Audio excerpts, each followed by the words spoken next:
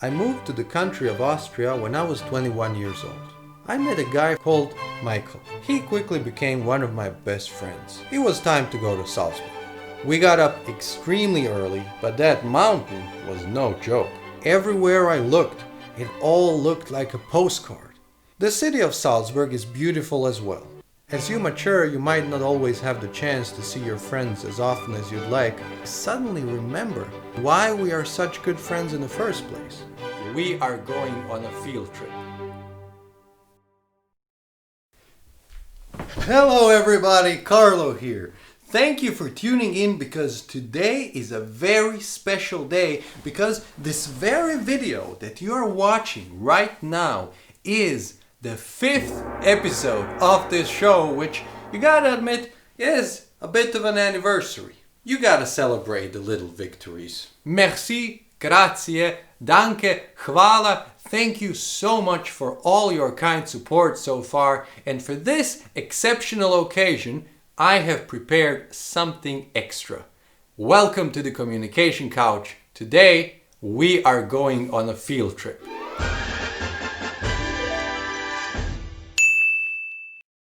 Before we get going, let me give you a little bit of backstory.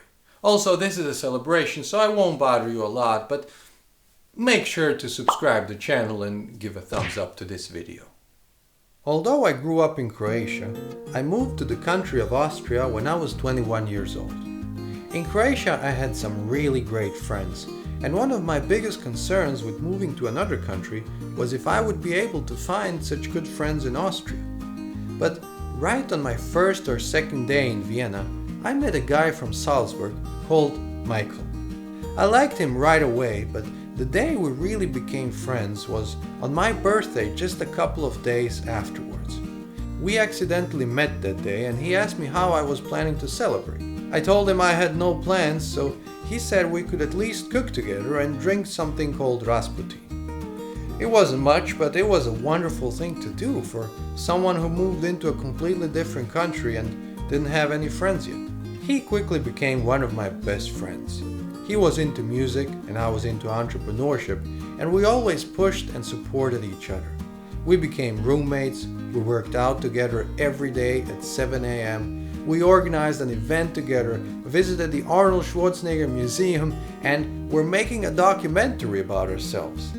But at one point, our paths led a bit differently, and Michael moved out into another student dorm.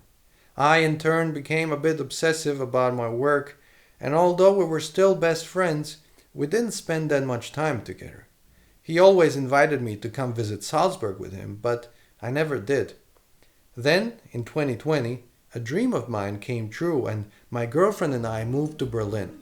But 2020, as all know, has been a scumbag year, and after a month in Berlin, we had to come back to Vienna. This was a bit frustrating, but I figured since I was back here, I could at least catch up on all the things I missed while I was actually living in Austria. So, it was time to go to Salzburg.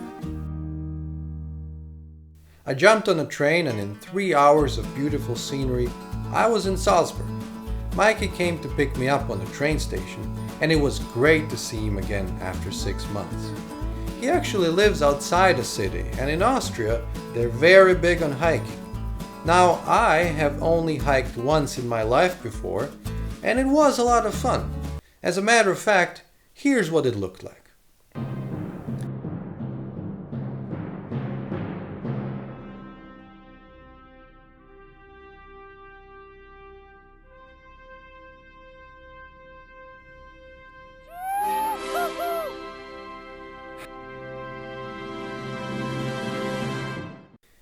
In addition, he also said that on top of this mountain, there's a great spot for getting Instagram pictures. So, we were on a mission. We got up extremely early and set out. It was all fun and games in the beginning, but that mountain was no joke. Pretty soon it started feeling like the journey to Mordor. It went up and up and up. We were making progress, but we were only halfway, so after a little break, off we went. Still, sure enough, after one more hour of staring at Michael's butt, when my spirits were at my lowest, we have reached the top. And my oh my, what a victory it was. Everywhere I looked, it all looked like a postcard.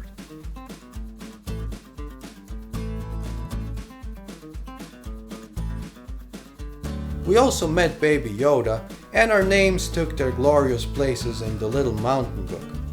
All up to this moment, we had been boys, but now we were boys who also climbed the mountain.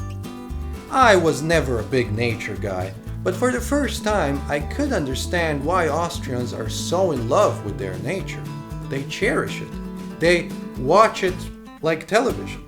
And right they are. Now, ironically enough, coming down the mountain was even trickier than climbing it, but I didn't feel like recording that.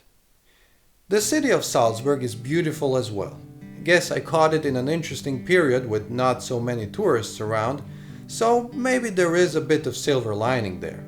Now, one of Salzburg's biggest selling points is that it is the birthplace of Wolfgang Amadeus Mozart and Mozart Kugeln.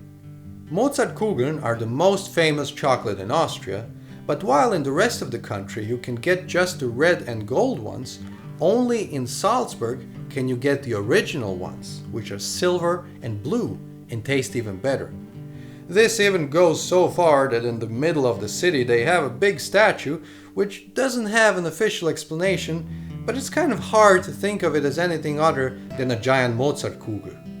Whatever the case, Salzburg is a great city to visit with astonishing architecture, great scenery, rich history, and also a modern life of its own.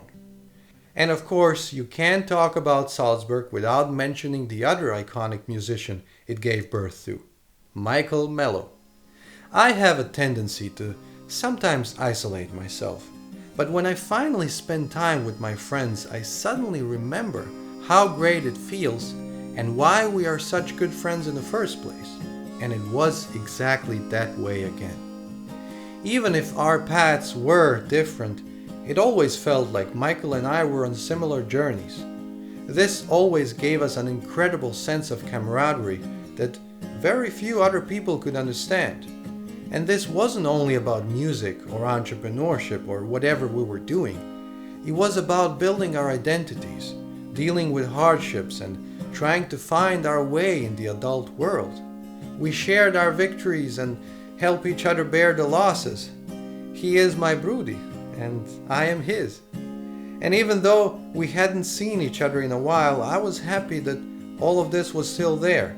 And ultimately, the older I get, the more I learn to appreciate this. As you mature, you might not always have the chance to see your friends as often as you'd like, but that's why it's such a great feeling to know that you're there for each other. And when you finally do get to spend time together, that dynamic between you will be there, just as you remember it. As if you picked up just where you left off the last time. For me, that is the magic of friendship. And if you're lucky, you might also get a cool Instagram photo. Thank you, and have a great day.